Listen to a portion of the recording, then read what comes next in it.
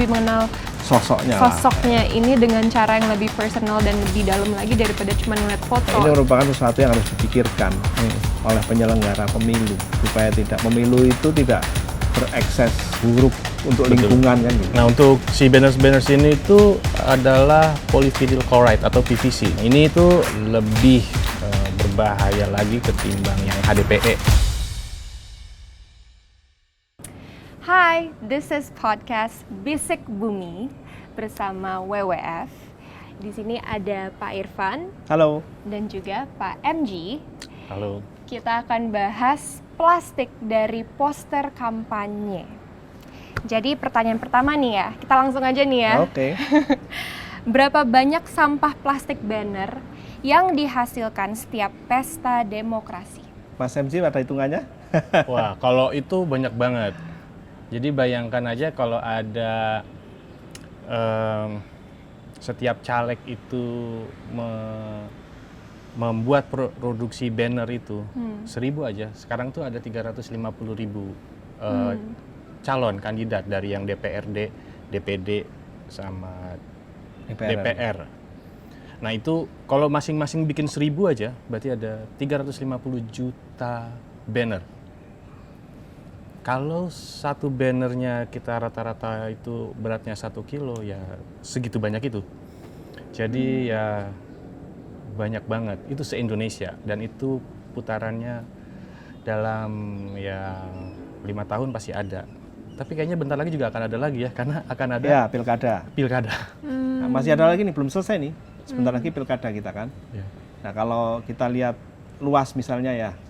Di Jakarta aja kalau kita jalan, di jalan-jalan Jakarta kemarin selama masa kampanye, kanan kiri jalan itu kan semuanya ada banner, pasti ada poster kan. Coba bayangkan itu direbahkan, itu jalan itu hampir semuanya tertutup banner. Bisa dibayangkan luasnya berapa? Semua jalan tertutup banner. Wah, serem banget sih. Pasti udah nggak kehitung lagi berarti itu ya? Iya. Iya. Dan ya itu semuanya plastik dan semuanya juga dicat, yaitu segitu besarnya. Terus kalau untuk jenis, ya kan? Nah ini untuk jenisnya ya, jenis bahan plastik apa yang digunakan untuk membuat banners ini? Nah untuk si banners ini itu adalah polyvinyl chloride atau PVC. Itu jenis plastik kalau ada logonya itu yang nomor 3. Ini itu lebih berbahaya lagi ketimbang yang HDPE, karena kalau di daur ulangnya harus lebih dengan menggunakan fasilitas yang lebih proper ya, karena uap yang dihasilkan kalau itu dipanaskan. Jadi masih kurang lah tempat-tempat yang mengolah limbah plastik khususnya yang PVC ini. PVC itu sama dengan pipa air tuh ya Mas ya? Ya itu bahan pembuatannya sama tuh. Ya. Dan bahayanya apa itu Pak, PVC ini? Dia untuk waktu yang lama, untuk didiamkan aja, makanya dia adanya di outdoor, selalu di outdoor, karena dia menghasilkan fume, karena panas tentunya, karena reaksi panas tersebut. Nah, jadi itu kalau untuk jangka waktu yang lama dia akan mempengaruhi tubuh kita juga sebenarnya. Oke. Ketimbang yang ini ya, ketimbang plastik HDPE yang biasa. Oke. Dan apa solusi yang ditawarkan oleh Stufo Labs untuk mengatasi sampah plastik banner ini?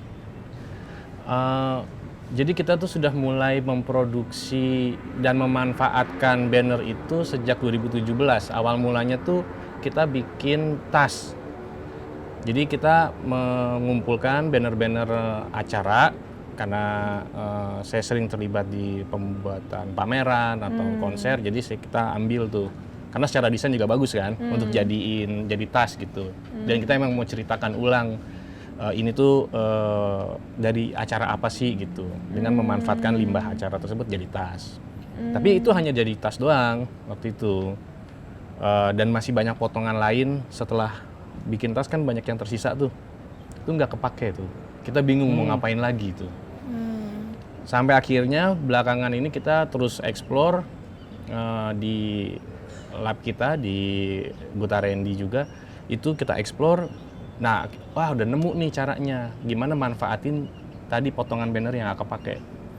Kita bisa cacah, terus cacahannya bisa jadi roster atau jadi bata. Untuk interior itu bagus. Itu sudah jadi sekarang, sudah dibikin jadi sudah. roster bata gitu. Iya. Dan juga selain yang itu, jadi banner-banner ini kita udah bisa buat jadi papan. Kita sebut multiflex. Banner-banner ini bisa kita tumpuk, kita press jadi 1 sampai 45 lapis itu jadi papan. Dengan teknik yang cenderung aman. Karena biasanya secara teknis nih itu dicacah lalu kemudian dimasukkan ke extruder, mesin pengolahan plastik itu. Nah itu fume-nya tuh banyak, menghasilkan fume yang banyak dan itu sangat beracun. Kalau bikin papan itu Mas, bikin papan itu dicacah juga, dicetak atau utuh itu ditempel-tempel gini? Ada 2 teknik. Yang pertama itu utuh, jadi lembaran-lembaran bannernya utuh, terus kita tumpuk dan kita panaskan. Nah, metode pemanasan ini lebih sedikit tuh fume-nya ketimbang yang extruder tadi gitu. Jadi makanya kita pede untuk bisa ini bisa kita lakuin dan bisa jadi papannya. Yang kedua itu cacahannya. Karena setelah kita bikin banner jadi papan itu kan masih ada juga yang nggak kepake. Nah, yang nggak kepake itu kita cacah, lalu kita padatkan, kita press lagi dengan teknik press dingin kalau yang ini, sehingga jadi bisa jadi bata atau jadi roster. Jadi hampir semuanya sudah mulai dijual Mas? Nah itu pertanyaannya kan gitu. Dia. Udah dibikin nggak dipakai kan sama aja tuh. Betul. Itu tantangan yang lagi kita hadapi sekarang adalah karena ini adalah produk baru ya. Sebagai sebuah material ini sebuah yang baru. Papan multiflexnya juga ini papan yang baru nih karena terbuat dari banner secara material. Lalu kemudian yang jadi bata dari cacahan juga. Jadi ya kita masih tahap memperkenalkan. Udah coba-coba kita juga gunakan untuk kayak misalkan instalasi sebuah acara kita pakai juga gitu, atau kita bikin meja. Itu sudah mulai. Terus ini kalau banners kan pasti ada muka-mukanya kan? Yeah. Nah itu diapain tuh muka-mukanya? Nah Kan nggak mungkin kita ada papan, ada roster, ada muka. Di kursi itu ada wajahnya. Tidak usah disebut namanya ya. Iya, maksudnya kan Bisa, awkward banget kan? Ya, ada 2 pilihan. Kita tahu itu mungkin bisa jadi yang menarik kalau kita olah muka-muka tersebut jadi sesuatu, atau juga memang kita tutup dengan cat. Karena sebenarnya produk upcycle atau recycle problemnya itu di desain sebenarnya. Jadi di desain akhirnya. Kalau secara desain itu juga udah oke, dia akan bisa masuk ke pasar. Jadi bisa aja ya, misalnya bikin 6 kursi itu, gambarnya, jangan kursi lah, 6 meja gitu. Iya. Gambarnya mukanya Masinton, mukanya Lula Kamal. Kan kalau kita kemarin komedi nih. ya, yang paling banyak kita lihat kalau di Jakarta Selatan tuh itu tuh. Posternya Ya bisa aja. Lula Kamal, Himatul Aliyah, wah, itu paling banyak itu. Jadi bisa aja begitu ya. Namanya name dropping Iya. nih. Iya, kan problemnya orang mau nggak Ya yang punya Mas ditawarin. Limited itu edition problemnya. gitu. Iya. Atau kan jual balik ke mereka Nah, gitu iya tuh, ya. mereka ditawarin Jual balik bisa tuh. ke muka-mukanya ini gitu. Nah bener, itu yang kita lakukan sebelum kita nyopot itu di jalan tanggal 10 kemarin itu kan sebelum pemilu, beberapa hari sebelum kita nyoblos itu kita ikutan bantuin nyopotin. Dan sebelum itu kita udah coba kontak ke beberapa caleg yang berkampanye dan bikin banner untuk ayo kesiniin nanti bannernya kita bisa olah gitu. Sebenarnya jauh sebelum itu. Bahkan kita juga kalau kalian mau mengonteni ini sebagai bentuk kepedulian kalian dengan lingkungan juga ya silakan aja karena itu juga bagus gitu. Plus itu plus point sih buat Iya, itu kan kampanye bagus buat mereka. ya. Tapi juga kan bagus juga mereka juga Win-win peduli lah ya. gitu. Iya. Kayaknya Win-win. sekarang bisa dicoba tuh ya. Win-win solution banget sih. Bang MJ bisa kontak-kontak caleg-caleg yang jadi, jangan yang nggak jadi. Wah, kalau nggak jadi sakit hati dia. Iya. Yang jadi-jadi Ya itu kemarin soalnya ada ditawarin. yang kita kontak, mungkin dia nggak jadi kali ya. Nah, Karena sekarang yang ditawarin yang nggak jadi balik ke itu. kita lagi. Mau nggak dibikinin meja dengan wajah Anda itu supaya konstituennya juga inget terus gitu ya. Gitu ya. Iya, Kali itu ya, ide Esther, ya? itu Itu- ide bagus Iya. banget daripada mukanya kan di mana ratusan tahun masih di sana kan nggak lucu juga kan. Iya. Jadi mending digunakan. Kayaknya gitu. bisa mulai tuh dibikin desain gitu. Misalnya siapa tuh yang jadi, taruhlah salah satu lah siapa yang jadi DPR itu. Taruh bikin desain tawarin. Ini untuk diserahkan bantuan ke komunitas-komunitas konstituen gitu. Kayaknya menarik itu. Daripada dijual ke umum nggak ada yang mau lah. Tapi itu juga ini ya, problem sebenarnya ya. Setiap caleg yang berkampanye selalu punya alokasi budget untuk mencetak banner banyak banget. Itu alokasi dana itu selalu pasti ada. Pasti ya. Tapi nggak pernah mengalokasikan dana untuk setelahnya. Iya. Untuk ngapain? Minimal kasih insentif buat yang ngambilin deh. Itu Ya, kayak nggak memang- pernah ada memang- skema itu deh. Gini, apalagi kalau yang kalah gitu ya, yang dipikirkan kan dia memperkenalkan diri. Gitu. Jadi itu kan kembali pada kenapa mereka harus pasang banner kan itu. Kenapa nggak pakai banner digital gitu kan? Karena memang hasil studi mengatakan cara yang termasuk yang paling efektif untuk memperkenalkan diri itu dengan banner. Dia bikin banner, pasti saya yakin tidak ada caleg yang menghitung pelepasan banner. Semuanya hanya menghitung pasang. Lepas itu tugasnya pemerintah daerah. Mikirnya selalu begitu. Iya. Jadi ya anggaran dia cuma anggaran pasang. Itu pun syukur-syukur jadi. Bisa mikir nanti cara dapat baliknya gimana. Kalau nggak jadi, udah ngeluarin itu budgetnya cuma buat masang, dia harus mikirin nyopotnya. Nggak jadi, waduh. Pasti ininya begitulah. Ini yang menurut saya ke depan ya, kalau kita bicara ke depan ya ini merupakan sesuatu yang harus dipikirkan oleh penyelenggara pemilu supaya pemilu itu tidak berekses buruk untuk lingkungan kan gitu.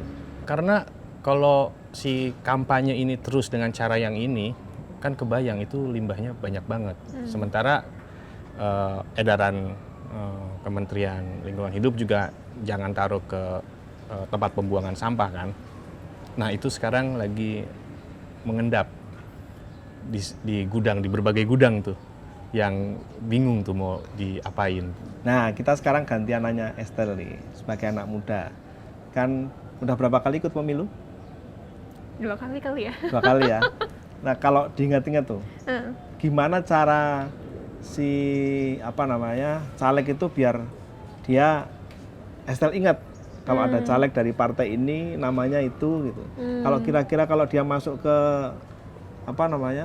masuk ke TikTok atau apa itu, masuk ke timeline kita itu kebaca nggak sih? Sebenarnya yang Pak Irfan bilang tadi bahwa studi menyatakan lebih efektif banner gitu ya atau poster, itu mungkin zaman sebelum ada digital kali ya. Karena menurut aku kayak sekarang tuh semua lebih personal kalau udah langsung lihat di HP. Menurut aku tuh udah lebih ngena daripada Lihat digital daripada banner gitu. Karena menurut aku juga kalau aku ngeliat foto mukanya di mana-mana belum tentu aku milih juga sih. Kayak menurut aku itu sebenarnya nggak jatuhnya efektif buat aku ya untuk yang milih. Aku lebih mending aku riset sendiri online. Mungkin aku cari tahu dari teman-teman daripada aku ngelihat foto mukanya di jalanan di mana-mana. Itu sih menurut aku to begin with aku sih nggak terlalu paham konsepnya sebenarnya ya. Tapi mungkin itu dengan cara yang lama gitu. Jadi I hope di generasi yang mendatang lah ya, selanjutnya gitu. kita lebih kayak digital, nyampah digital aja udah oke banget sih menurut aku. Aku juga udah cukup nyampah digital sih soalnya. Kalau kita lihat jumlah pemilih, kalau dia studi ya di survei itu jumlah pemilih kan mungkin pemilih muda kan sekarang 50%. Nah ke depan ini kan pemilih muda kan akan tambah nih. Yang 50% sekarang ditambah dengan yang generasi di bawahnya itu akan tambah. Mungkin orang-orang seperti Estelle itu akan tambah juga yang nggak suka lihat lihat banner Iya, di mungkin jalan bukannya gitu. nggak suka, tapi lebih kayak menurut aku nggak efektif aja Nggak efektif gitu. ya? Heeh, kayak sayang gitu loh, bukannya kayak, aduh kenapa sih kita upload di ini aja sosial media aja gitu Bahkan loh. Esther nggak ada yang inget ya, siapa sih yang ada di poster nggak ada yang inget ya, Enggak loh, sama sekali. iya, almost Ya. nggak. Mungkin kalau aku ke mall, aku tanpa sengaja kayak ketemu gitu, belum tentu aku ingat gitu. Jadi, ya beda-beda lah ya, Iya, iya. approach orang ya, cara-cara marketingnya gitu. Tapi kan ini kan menggambarkan sebetulnya Bang MC bahwa ke depan tidak selalu efektif foto yang ada di jalan itu membuat orang ingat. Kalau sekarang kan pertimbangannya kan ingat itu dalam bentuk apapun, nggak harus suka. Tapi sebel pun ingat gitu, sebel. Iya, Tapi betul. saya ingat itu wajah ini gitu. Iya. Ternyata nggak begitu juga ya. Enggak loh, justru kayak di TikTok atau Instagram kayak meme atau kayak itu yang Korea itu yang bapak-bapak Korea itu menurut aku Oh, dia itu oke ya. Dia banget. malah yang keingetan ya. Ya. Dia yang keingetan, kenapa? Karena Karena ada dia di situ. ngiklannya di social media, dia ngiklannya orang-orang Indonesia nanya lah kok jadi opa-opa yang Yang jadi calon anggota Calon, DPR gitu ya. Terus dia datang, saya bukan opa-opa, saya bisa bahasa Indonesia, gini, saya udah tinggal di sini, bla bla bla. Nah kayak gitu Ya, kan iya. lebih kayak, oh, you get lebih mengenal orangnya secara, bukan orangnya, lebih mengenal Sosoknya lah. sosoknya ini dengan cara yang lebih personal dan lebih dalam lagi daripada cuma ngeliat foto gitu. Aku sih, maybe orang-orang beda, tapi aku sih lebih ngena kayak gitu ya. Ya Seperti mungkin itu. anak muda juga begitu ya. Iya. Rata-rata pemilih-pemilih pemula juga. Saya kira saya kalau ngobrol dengan anak-anak yang usianya di bawah 20, mereka nggak ada yang ingat juga. Tak tanyain, kalian tahu nggak foto ini yang saya tadi sebutkan misalnya, yang menurut saya itu Ya. banyak sekali gambarnya. Dia bilang yang mana sih? Mm-mm. Oke, berarti sudah mulai berubah sebenarnya ya. Mulai ya, harus ada studi baru nih kayaknya ya. Oke. Next question, bagaimana cara masyarakat dapat membantu mengatasi masalah banner plastik ini? Kalau ya sebetulnya inisiatif teman-teman Stafo kemudian disupport oleh WWF Indonesia sekarang. Ini kan salah satu upaya masyarakat untuk berpartisipasi. Tidak ada yang mewajibkan Stafo atau WWF untuk mengatasi itu. Baik itu mengumpulkan maupun mengolah. Iya. Tapi kita sebagai bagian dari komponen masyarakat berusaha berkontribusi. Nih kita kumpulkan, kemudian diolah. Nah, sekarang mungkin tadi PR-nya bagaimana itu juga bisa laku gitu supaya tidak hanya menjadi sumbangsih tapi juga bisa menjadi bisnis lah, katakanlah seperti itu. Tapi kalau kita melihat masyarakat publik gitu ya. Masyarakat ada beberapa lapis. Masyarakat umum saya kira yang kontribusi apa yang bisa dilakukan ya ketika dia melihat banner di sekitar rumahnya, karena banner itu nggak cuma di jalan loh, Esther. Dia masuk sampai ke kampung-kampung. Tentu warga, komunitas-komunitas warga, kalau di tempat saya kampung itu membersihkan, nyopotin, meskipun kadang-kadang salah juga. Kalau dicopotin sebelum masanya gitu, calegnya atau tim suksesnya marah. Tapi komunitas kami berinisiatif untuk melepas dan mengumpulkan dan mencoba mencari kalau didaur ulang dijual di mana. Ya. Itu juga hal yang bisa dilakukan. Jadi supaya Pemda, teman-teman kayak Stafo ini tidak sendirian, ada yang datang ke mereka membawa banner. Itu harapannya sih begitu, itu harapannya. Jadi Iya. kolektif ya, kita Iya, semua betul. harus nanganinnya. Ya, sampah aja secara general itu masih jadi masalah kita semua kan untuk mengelolanya. Ini ada spesifik jenis PVC yang kebetulan tahun ini surplusnya bukan main. Sebenarnya nggak ada kampanye aja, dia itu sudah banyak. Bayangkan misalnya kalau di Jakarta aja ada berapa banyak event yang ada di setiap, misalkan yang di J-Expo gitu. Itu kan sekali acara banyak banget. Jadi print shop juga banyak. Kita tuh emang secara kultural tuh senengnya festif ya. Kalau ya. punya acara tuh Harus meriah. gede-gedean gitu. Itu juga makanya mungkin menjawab survei tersebut, itu masih berlaku si banner itu karena kita tuh masyarakat kita tuh emang festif. Jadi makanya agak regional tuh orang pengen tahu di sini tuh siapa sih partai apa sih yang menang, itu ditunjukkan dengan banyaknya Benar. atribut-atribut itu. Gitu ya. Apalagi sekarang itu ya, bahkan pemerintah gitu, dinas-dinas, kementerian mau cerita bikin program apa aja ada foto dirinya ya. Ada banner, ada Bener. fotonya Nah, gitu. itu. Nah, untuk itu sebenarnya ya kebetulan di Jakarta dan sekitarnya kita ada Stufo dan Gotarendi yang akan olah ini gitu. Tapi di kota lain kan kita juga belum tahu gitu yang khusus ini. Makanya mungkin kalau tadi menjawab pertanyaan gimana masyarakat harus mendukung seperti apa, ya kita sangat berharap setiap kota itu ada inisiatif semacam kita yang mau ngolah limbah banner ini. Ya kalau belum ada mungkin mudah-mudahan terpancing untuk ada beberapa kelompok inisiatif yang mau ngurusi ini karena setiap kota kan udah punya Iya. sampahnya sendiri ya. Dan Pilkada besok di semua kota. pilkada ada lagi, Di iya. berapa kabupaten besok? 400 lebih kabupaten loh. Semuanya bulan November nanti. Iya. Jadi sampah banner itu akan tambah lagi nanti bulan-bulan It's not over September, Oktober ya. Dan satu lagi tuh yang terakhir yang butuh dukungan sama publik luas ya. Jadi yang tantangan untuk produk-produk upcycle recycle itu emang masih sulit untuk mudah segera dibeli oleh masyarakat kita gitu. Kayak produknya Stufo aja kebanyakan 60% lebih itu orang luar karena begitu malah diceritakan ini upcycle dia jadi mau malahan. Interesting. Kenapa ya itu? Nggak tahu, mungkin emang kesadaran terhadap kita mesti kontribusi yang begini atau kita harus beli produknya yang begini. Makanya Stufo juga yang didorong. Jadi selain berupaya untuk menjadi sirkular ekonomi melalui limbah kita olah, tapi juga secara material juga sirkular gitu.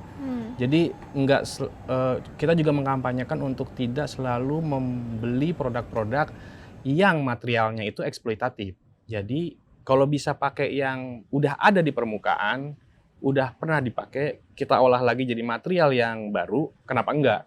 Kita nggak perlu eksploitatif lagi gitu, secara materialnya gitu. Nah, ini yang mungkin publik ya harusnya dukung dengan membeli banyak produk-produk upcycle dan recycle, karena banyak banget brand di Indonesia sekarang yang tumbuh dengan produk-produk yang keren, yang itu recycle, upcycling. Nah, dibeli deh tuh pada tuh produk-produk itu. Kayak menurut aku big brands yang franchise gitu ya, seharusnya udah mulai bikin ini sebuah tren gitu loh. Ya. Karena kan kita semua sekarang small business yang dianggapnya kayak kualitasnya paling gitu aja kan, orang mikirnya kalau franchise besar brand pasti kualitasnya lebih bagus, padahal belum tentu kan. I think to kickstart that trend harus dari yang kayak brand-brand besar mulai juga gitu, jangan kecil yang small businesses doang gitu ya. Iya, betul. Bagaimana collaboration antara WWF Plastic Smart City sama Stuflo Labs untuk mulai diimplementasikan ke masyarakat gitu? Nah, iya kita bersyukur banget udah bisa berkolaborasi dengan WWF gitu. Kita disupport untuk bisa men-scale up produksi kita, dan juga kita juga jadi banyak belajar bagaimana caranya memanage sumber daya yang ada di berbagai tempat gitu, dan kemudian bisa kita serap, kita olah jadi produk, dan untuk bisa disebar luas lagi. Yang emang kemudian akan jadi tantangan buat kita adalah penyerapan dari produk yang dihasilkan dari proses Di pasar ya. Iya gitu. Ya, di pasar. Itu yang rasanya memang itu masih PR yang mesti kita hadapi. Tapi tentu aja sementara itu nanti kita mau kita akan hadapi gitu. Gimana membuat ini jadi produk yang baik gitu, yang bagus ya kita terus kita lakukan. Ya alhamdulillah ditemenin sama WWF sekarang. Saya kira ya ini tidak hanya PR-nya Stufo tapi PR-nya WWF juga. Bagaimana kita mengkampanyekan penggunaan barang upcycle, recycle ini menjadi lebih masif gitulah. Pilihannya memang dengan brand besar atau barang masif, kan dua itu. Kalau brand besar ada, barang masif bisa jadi akan mengikuti.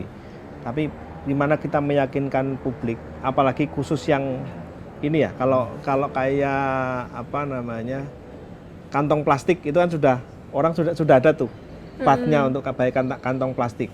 Tapi kalau yang X banner ini kayaknya belum begitu banyak terkomunikasikan ya, apakah itu dalam bentuk multiplex, apakah itu dalam bentuk roster atau batako.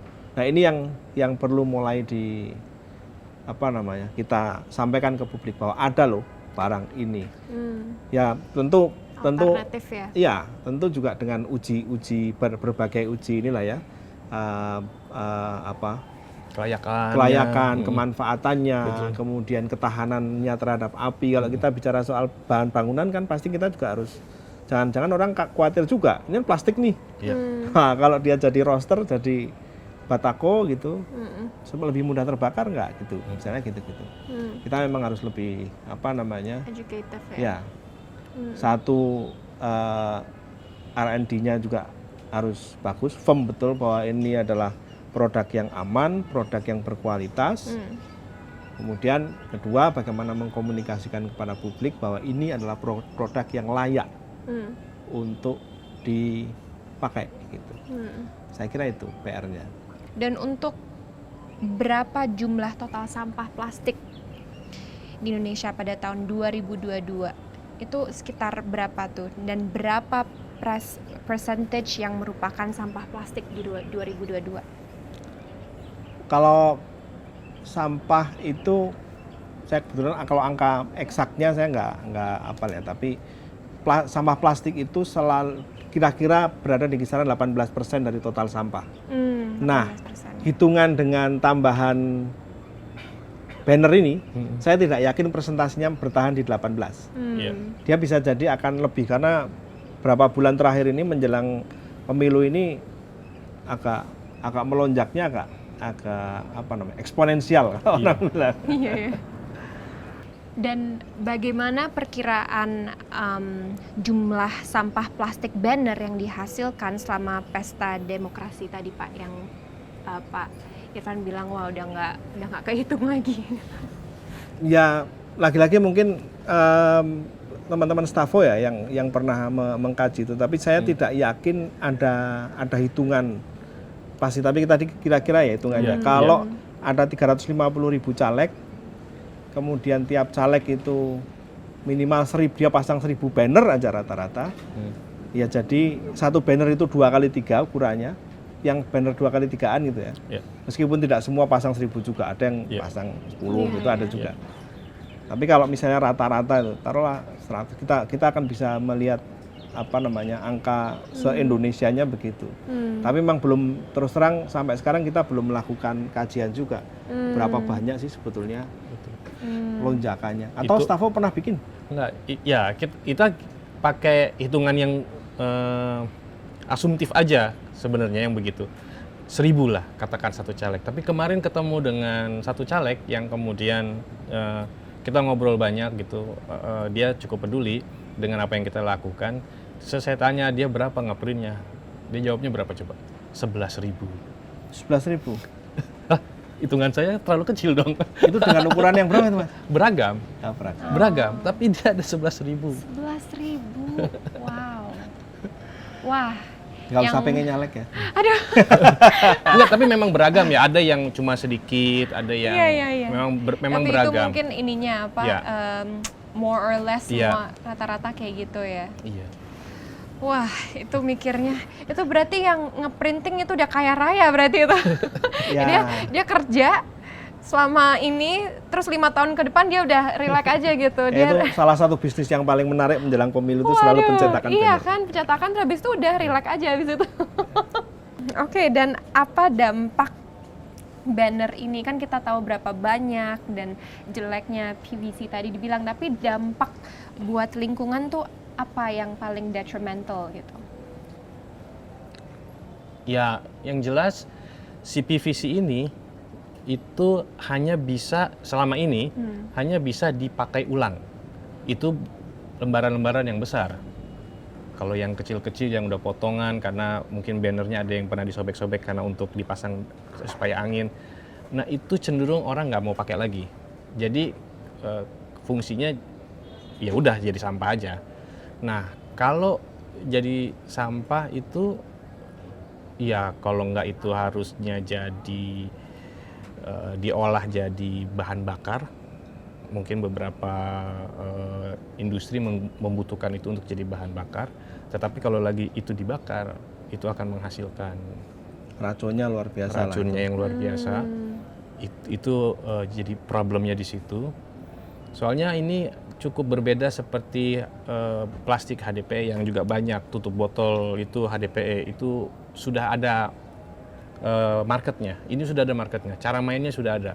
Jadi Kalau industri PVC belum sudah. ya, Mas? PVC belum, kecuali jadi sampah, jadi bahan bakar untuk industri, kecuali itu.